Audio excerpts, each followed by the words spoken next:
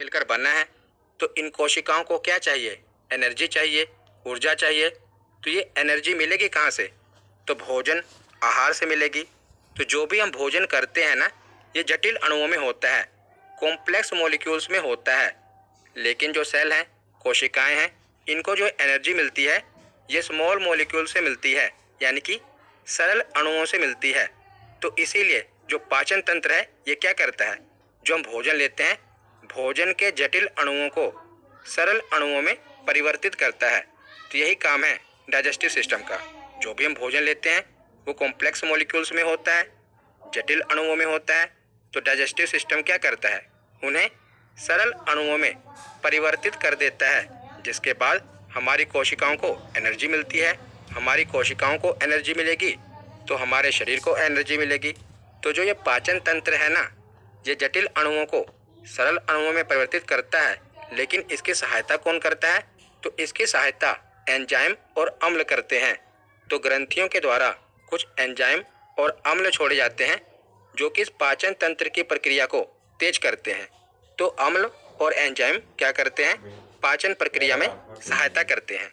तो भोजन के जटिल अणुओं को सरल अणुओं में परिवर्तित करने की प्रक्रिया को ही भोजन का पाचन कहा जाता है, तथा इस प्रक्रिया को संपन्न करने वाले अंगों का समूह पाचन तंत्र कहलाता है। तो जो भी अंग मिलकर इस प्रक्रिया को संपन्न करते हैं उन सबको पाचन तंत्र कहा जाता है। तो आशा करता हूँ आपको ये तो समझ आ गया होगा कि पाचन तंत्र की जरूरत क्या है और इनका काम क्या है। तो आगे हम देखते हैं। तो मनुष्य के शरीर में विभिन्न कार्यों के लिए निम्नलिखित पोषक पदार्थों की आवश्यकता होती है। तो हमने पोषक तत्व वाली वीडियो में पढ़ा था कि जो भी हम भोजन करते हैं ना, हमारे पाचन तंत्र को ये नहीं पता कि हमने रोटी खाई है कि दाल खाई है। उनको मतलब है कि हमने जो भी भोजन किया है उसमें कार्बोहाइड्रेट कितना है, वसा कितना है, प्रोटीन कितना है। मतलब कि हमारे पाचन तंत्र को ये नहीं पता कि हम खा क्या रहे हैं, लेकिन उसमें जो पोषक तत्व हैं उनको उससे मतलब है। तो जो भी पोषक तत्व हैं ये हमने पहले पढ़ लिए हैं। अगर आपने ये वीडियो नहीं देखी तो बायोलॉजी की प्लेलिस्ट में जाकर जरूर देख लेना। तो हम जो भी भोजन लेते हैं, हमारे पाचन तंत्र को उसमें से जो पोषक तत्व हैं उनसे मतलब है। तो जो भी पोषक तत्व होते हैं, कार्बोहाइड्रेट, वसा, प्रोटीन, विटामिन, खनिज लवण और जल। इसमें से जो विटामिन है, खनिज लवण है और जल है, इन्हें हमारा पाचन तंत्र क्या करता है? अवशोषित कर लेता है। यानी कि इनको स्मॉल मॉलिक्यूल्स में नहीं बदला जाता, इनका डायरेक्ट ही अवशोषण हो जाता है, क्योंकि इनके जो मॉलिक्यूल्स होते हैं इतने कॉम्प्लेक्स नहीं होते। तो हमारा पाचन तंत्र इन्हें डायरेक्ट ही अवशोषित कर लेता है। लेकिन जो कार्बोहाइड्रेट है, वसा है और प्रोटीन है, ये कॉम्प्लेक्स मॉलिक्यूल्स में होते हैं। तो पहले इन्हें सिंपल मॉलिक्यूल्स में बदला जाता है, उसके बाद हमारा पाचन तंत्र इन्हें अवशोषित कर पाता है।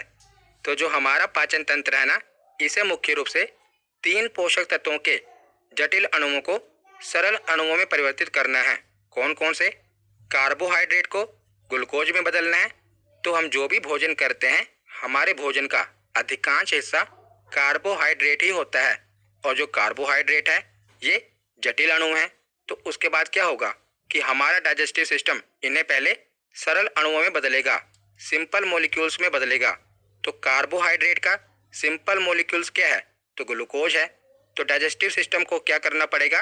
कार्बोहाइड्रेट को ग्लूकोज में बदलना पड़ेगा।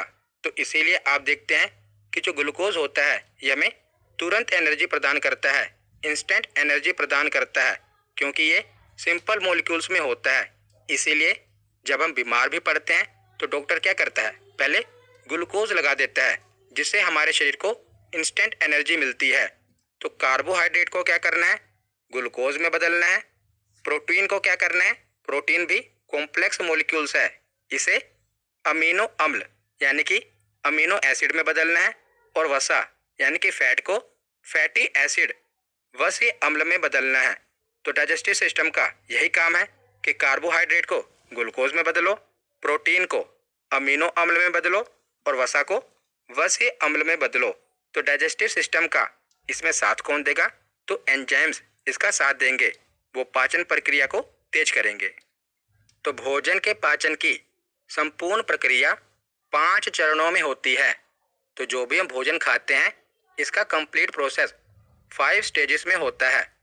पहला चरण है अंतःग्रहण यानी कि इंजेशन। तो इसमें क्या होता है, पहला स्टेप है भोजन को मुख में लेना। इंजेशन मतलब कि जो भी हम भोजन करेंगे उसको, जो भी हमारा भोजन है उसे मुंह में लेना, मुंह में डालना ही इंजेशन कहलाता है। उसके बाद सेकंड स्टेप है पाचन, डाइजेशन।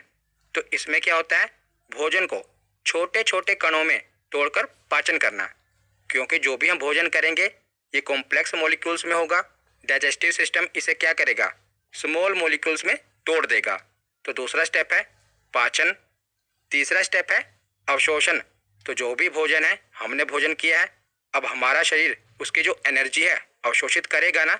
तो जो भी हमने भोजन किया है उसको अब हमारा शरीर क्या करेगा, अवशोषित करेगा, अब्जॉर्ब करेगा। तो पचे हुए भोजन का रक्त में पहुंचना ऊर्जा के रूप में, यानी कि उसको अवशोषण करना, ये तीसरा स्टेप है। चौथा स्टेप है स्वांगीकरण, असिमिलेशन। तो जो भी ऊर्जा अब अवशोषित हुई है उसका क्या होगा, हमारा शरीर उपयोग करेगा कार्य करने के लिए। तो उसे कहा जाएगा एसिमिलेशन। पांचवा स्टेप है मल परित्याग, यानी कि जो भी अपचा भोजन होगा वो क्या होगा, गुदा द्वार के द्वारा हमारा शरीर बाहर निकाल देगा। तो भोजन के पाचन की प्रक्रिया कितने चरणों में होती है, 5 चरणों में होती है। और यह भी पूछा गया है कि पहले कौन सा आएगा और बाद में कौन सा आएगा। तो इसका सीक्वेंस आपको याद रखना है। पहले अंतःग्रहण होगा, भोजन को हम मुंह में लेंगे। उसके बाद पाचन होगा, पाचन तंत्र भोजन को छोटे छोटे अणुओं में तोड़ेगा। पाचन के बाद उसका अवशोषण होगा, अवशोषण के बाद स्वांगीकरण होगा, यानी कि ऊर्जा का उपयोग करेगा हमारा शरीर कार्य करने के लिए। और पांचवा स्टेप है मल परित्याग। तो जो भी अपचा भोजन है, अपशिष्ट पदार्थ है, वो क्या करेगा, हमारा शरीर गुदा द्वार के द्वारा बाहर निकाल देगा। तो आगे अब हम देखते हैं कि मानव पाचन तंत्र के 2 भाग होते हैं। तो जो पूरा डाइजेस्टिव सिस्टम है ना, इसे 2 भागों में बांटा गया है। तो डाइजेस्टिव सिस्टम में अलग अलग अंग होंगे, सभी अंगों के बारे में हम पढ़ेंगे। तो ह्यूमन डाइजेस्टिव सिस्टम को 2 भागों में बांटा गया है। पहला है आहार नाल, जिसे एलिमेंट्री कैनाल कहते हैं। दूसरा है सहायक पाचक ग्रंथियां, जिसे एसेसरी डाइजेस्टिव ग्लैंड कहते हैं। तो आहार नाल क्या होती है, तो जो भी हम भोजन करते हैं उसको मुंह में डालते हैं। तो मुंह से लेकर गुदा तक, यानी कि जहां से हम मल त्यागते हैं, पूरी उस कैनाल को आहार नाल कहा जाता है। मुंह से लेकर गुदा द्वार तक जो पूरी की पूरी नाल है, इसकी लंबाई लगभग 9 मीटर होती है, यानी कि 32 फीट होती है। आहार नाल की लंबाई की बात कर रहा हूं मैं। मुंह से लेकर गुदा द्वार तक जो ये आहार नाल है, इसकी लंबाई लगभग 32 फीट होती है। तो इसमें क्या क्या शामिल होता है, सबसे पहले तो हमारा मुख यानी कि मुंह, जिसे मुख गुहा कह देते हैं। उसके बाद आती है ग्रास नली, जिसे ईसोफेगस या फूड पाइप कहते हैं। उसके बाद भोजन ग्रास नली से अमाशय में जाता है, हमारे स्टमक में जाता है। और अमाशय के बाद भोजन छोटी आंत में जाता है, स्मॉल इंटेस्टाइन में जाता है। और छोटी आंत के बाद भोजन बड़ी आंत में जाता है, लार्ज इंटेस्टाइन में जाता है। और बड़ी आंत के बाद जो अपचा भोजन है, ये गुदा के द्वारा शरीर से बाहर निकाल दिया जाता है। तो मुख से लेकर गुदा तक जो पूरी ये नाल है ना, इसको आहार नाल कहा जाता है, एलिमेंट्री कैनाल कहा जाता है। और इसकी लंबाई कितनी होती है, तो लगभग 32 फीट इसकी लंबाई होती है। तो ये तो पूरा डाइजेस्टिव सिस्टम है, पाचन तंत्र है। लेकिन मैंने आपको बताया कि जो ये पाचन अंग है, इनकी पाचन क्रिया में सहायता कौन करेंगे, तो एंजाइम। एंजाइम ग्रंथियों के द्वारा निकलते हैं। अलग अलग एंजाइम अलग अलग ग्रंथि के द्वारा निकाले जाते हैं। तो ये सभी ग्रंथियों से जो एंजाइम निकलते हैं वो भी हम पढ़ेंगे। तो ये ग्रंथियां क्या करती हैं, एंजाइम निकालती हैं। और एंजाइम क्या करते हैं, जो जटिल अणु है ना, उन्हें सरल अणुओं में परिवर्तित करते हैं। और इसमें ये सहायता करते हैं किसकी, तो जो ये पाचन अंग है इनकी सहायता करते हैं, ताकि पाचन की जो प्रक्रिया हो तेजी से हो। तो कौन कौन सी पाचक ग्रंथियां हैं जो कि भोजन के पाचन में सहायता करती हैं। पहली है लार ग्रंथि, सलाइवरी ग्लैंड, ये हमारे मुंह में पाई जाती है। उसके बाद जठर ग्रंथि, ये हमारे अमाशय में पाई जाती है। तीसरा है यकृत यानी कि लीवर। चौथा है पित्ताशय, गॉल ब्लैडर, पांचवा है अग्नाशय, पैनक्रियाज, और छठा है आंत्र ग्रंथि। तो ये सभी ग्रंथियां क्या करती हैं, एंजाइम्स निकालती हैं, एक प्रकार का रस निकालती हैं, जो कि पाचन अंगों को पाचन की प्रक्रिया को तेज करने में सहायता करती है। तो ये पाचक ग्रंथियां क्या करती हैं, पाचन क्रिया को तेज करती हैं। तो एक बार डायग्राम में देख लो। तो पहले हम जो भी भोजन करेंगे मुंह में डालेंगे, उसके बाद क्या होगा, वो ग्रास नली की सहायता से यानी कि फूड पाइप की सहायता से हमारे अमाशय में जाएगा, यानी कि स्टमक में जाएगा, और अमाशय के बाद वो भोजन छोटी आंत में जाएगा, छोटी आंत के बाद वो भोजन बड़ी आंत में जाएगा, और बड़ी आंत के बाद जो अपचा भोजन है ये गुदा द्वार के द्वारा हमारे शरीर से बाहर निकल जाएगा। तो इस पूरी नाल को क्या कहा जाता है, आहार नाल कहा जाता है। तो आहार नाल के बाद एक बार हम जो सहायक ग्रंथियां हैं इन्हें भी डायग्राम में देख लेते हैं। तो सबसे पहली सहायक पाचक ग्रंथि है लार ग्रंथि, जो कि हमारे मुंह में पाई जाती है। उसके बाद है लीवर यानी कि यकृत, यकृत के बाद है पित्ताशय जिसे हम गॉल ब्लैडर कहते हैं। जो आप ये हरे कलर का देख रहे हैं इसी को पित्ताशय कहा जाता है। लीवर के पीछे है ना ये हरे कलर का। तो अगर मैं आपको दूसरे डायग्राम में दिखाऊं तो पीछे की तरफ से है, तो आप देख रहे हैं लीवर के पीछे जो ये हरे कलर का है ये क्या है, ये पित्ताशय है, गॉल ब्लैडर है। उसके बाद अगली ग्रंथि है अग्नाशय जिसे पैनक्रियाज कहते हैं। तो आप जो ये स्टमक है, अमाशय है, इसके पीछे देख रहे हैं ये क्या है, अग्नाशय है। तो जो हमारी फूड पाइप है ना, आप देख रहे हैं डायरेक्ट आकर किससे जुड़ती है, पीछे की ओर से हमारे अमाशय में जुड़ती है। तो यहाँ पर हमने जो आहार नाल है और लार ग्रंथियां हैं इन्हें डायग्राम में देख लिया। इसी के साथ आप ये भी जान लीजिए कि जो ग्रसनी होती है ना, ये भी हमारे मुंह के पीछे और गले का भाग है, जो कि हम श्वसन तंत्र में पढ़ेंगे। पर यहाँ पर भी आप जान लीजिए कि जो ग्रसनी है ये हमारे मुंह के पीछे गले का भाग होती है, जिसमें एपिग्लोटिस देखने को मिलता है। तो एपिग्लोटिस एक ढक्कन के टाइप का होता है, जो कि आपको देखने को मिलेगा। ये क्या करता है, भोजन को श्वास नली में जाने से रोकता है।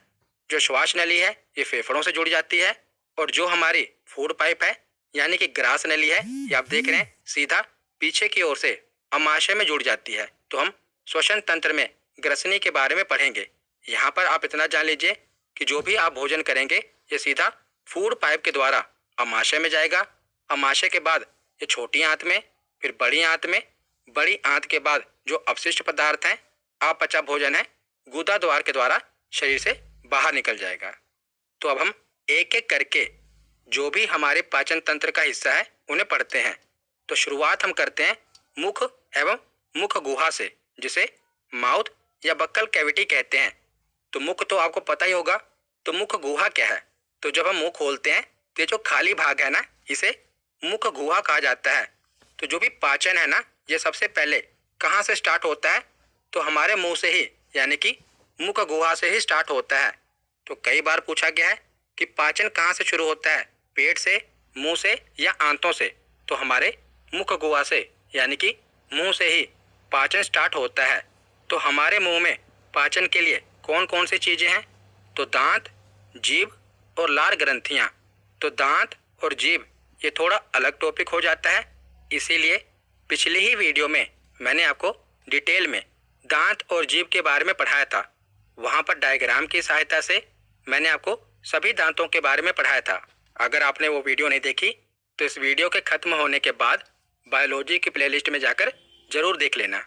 वहां पर मैंने दांत और जीभ के बारे में पढ़ा दिया था। तो बच्ची लार ग्रंथियां यानी कि सलाइवरी ग्लैंड्स। तो लार ग्रंथियों के बारे में अब हम पढ़ लेते हैं। तो मनुष्य के मुख में 3 जोड़ी लार ग्रंथियां पाई जाती हैं। अगर आपसे पूछा जाए कि मनुष्य के मुंह में कितनी लार ग्रंथियां पाई जाती हैं, तो 6 लार ग्रंथियां पाई जाती हैं। जोड़ी में पूछा जाए तो 3 जोड़ी, और वैसे कितनी लार ग्रंथियां हैं, तो 6 लार ग्रंथियां पाई जाती हैं, जो कि जीभ के नीचे तथा जीभ और गाल के किनारों पर पाई जाती हैं। जैसा कि आप इस डायग्राम में देख रहे हैं 3 जोड़ी लार ग्रंथियां। तो इन ग्रंथियों का नाम क्या है, पहली लार ग्रंथि है पैरोटिड ग्रंथि, दूसरी है सब मैंडिबुलर ग्रंथि, और तीसरी है सब लिंगुअल ग्रंथि। तीनों के नाम याद रखेगा, पैरोटिड ग्रंथि, सबमेंडुलर ग्रंथि और सबलिंगुअल ग्रंथि। तो ये लार ग्रंथियां क्या करती हैं? तो जब हम भोजन खाते हैं तो भोजन क्या होता है, सबसे पहले हमारे दांत क्या करते हैं, भोजन को चबाते हैं और जीभ क्या करती है, उस भोजन को लार से यानी कि सलाइवा से मिला देती है। तो ये जो लार निकलती है, निकलती कहाँ से है? तो ये लार इन्हीं लार ग्रंथियों से निकलती है।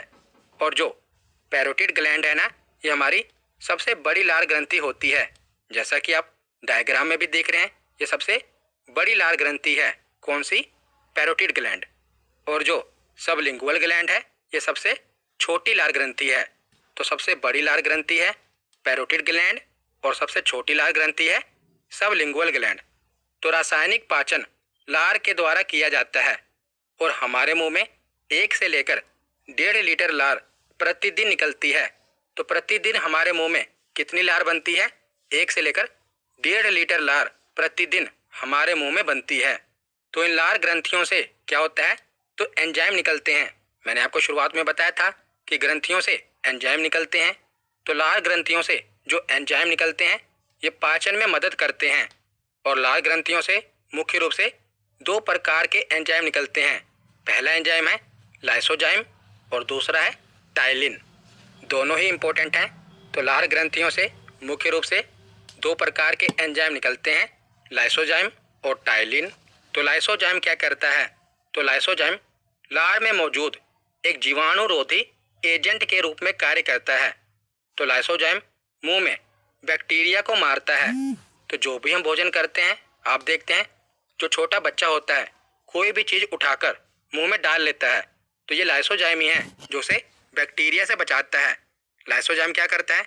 कोई भी चीज अगर हम मुंह में डालते हैं तो उसमें जो बैक्टीरिया